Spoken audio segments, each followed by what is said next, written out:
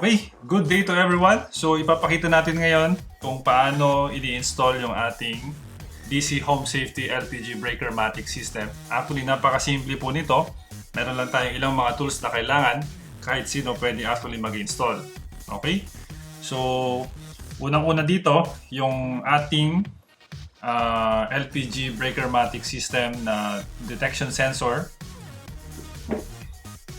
Nandito naman yung ating LPG BreakerMatic shut-off bulb. Okay. Okay, susunod naman yung ating mga normal na implements na ginagamit sa ating LPG. So makita nyo yung LPG regulator. Ito ay pole type na connection. Okay. Dito yung kanyang nozzle 10mm. Pareho sa ating shut-off bulb. Pagkatapos, yung ating LPG rubber hose. At the same time, kailangan natin ng 4 na clamp hose. Okay? Kadalasan, pag bumili kayo ng clamp hose, meron ng kasamang dalawa iyon sa bawat hose. Yung ating valve, shut-off valve ay may kasamang dalawa. Okay? Tingnan natin kung bakit 4 yung ating kailangan. Pagkatapos, tools lang na kailangan natin. Una, yung ating flat screw para lang sa ating valve, sa ating clamp hose para maisara natin ito. At yung gunting, any gunting na medyo malaki para gupitin yung ating hose. Okay? Sige, start tayo. So, una natin gagawin yung ating hose. Maggugupit tayo ng mga 1.5 inches dito sa ating hose kasi dito natin idudugtong, ikakabit, idadagdag yung ating shut-off valve. So, mga ganito lang nakalaki. Okay? Napakadali lang. Gamit lang ng gunting dahil ito naman ay rubber. So, madali nyo lang itong mapuputol. Make sure lang natin na malinis yung pagkakaputol para lalapat yung ating hose sa ating mga nozzles. Okay? So, start ako na gupitin ito. Siguro mga ganito kalaki lang, Ayan.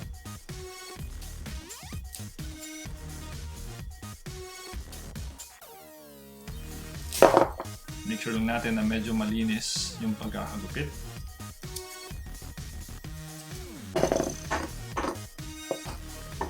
Ganoon din sa ating itong 1/2 inch.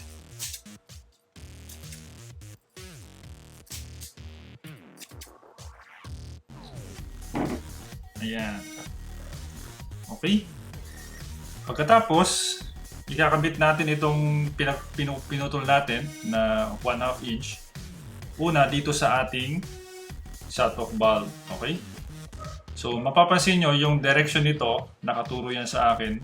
Ibig sabihin yan, dyan yung direction ng gas. So, ibig sabihin, yung ating tangke nandito sa kanyang kanan. Okay? So, ikakabit ko itong maliit kasi dito ko ikakabit yung ating LPG regulator. Okay? So, ganyan lang siya. And then, ipapasok natin yung unang hose clamp.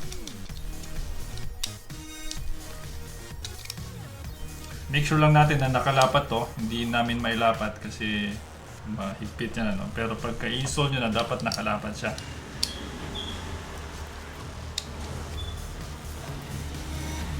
Tapos ay hihigpitan ito ng ating close hose clamp. So talagang napakahigpit nito. Sisigurado natin na walang mangyayari na leak dyan. Pagkatapos, yung ating regulator. Dito naman siya ikakabit. Bago natin ikabit, make sure natin na may suksok na natin itong isang hose clamp, kasi hindi natin may susuksok yan pagka naikabit na. Okay? Ganyan siya. And then, kabit natin yung regulator. Ayan. Pagkatapos, isasara lang natin itong hose clamp para masiguro na mahigpit yung ating setup, yung ating mga clamps. Okay? Ayan.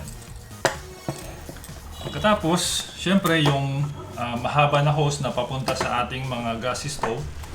Dito naman natin ikakabit sa kabilang dulo. Okay? So make sure natin may ilagay muna yung hose clamp. Pitan ko lang ng konti. Okay? Pagkatapos ay isusuksok naman ito dito. So napakahigpit nitong hose na po na nozzle po ito, no? Masabi natin na talagang safe yung ating pagkakabit pagka naisuksok natin. Okay, pagkatapos ay sasarahan natin yung gas, yung hose clamp.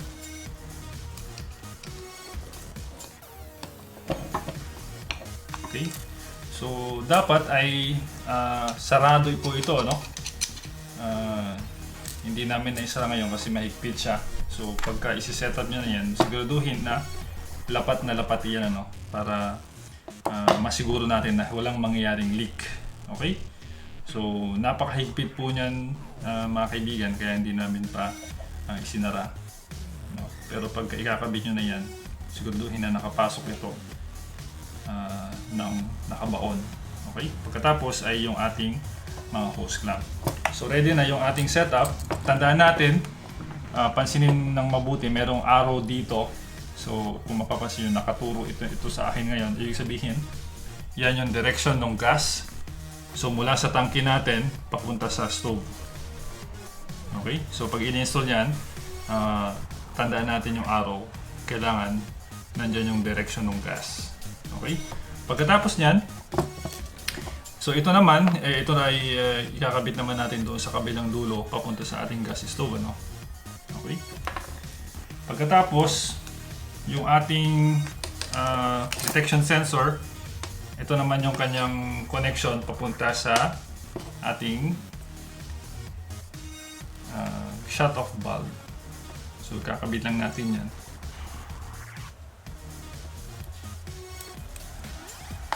Ayan. Okay? So kompleto na yung ating setup. So napakadali lang ikabit po, ano? At simple lang din yung kanyang paraan kung paano gumagana.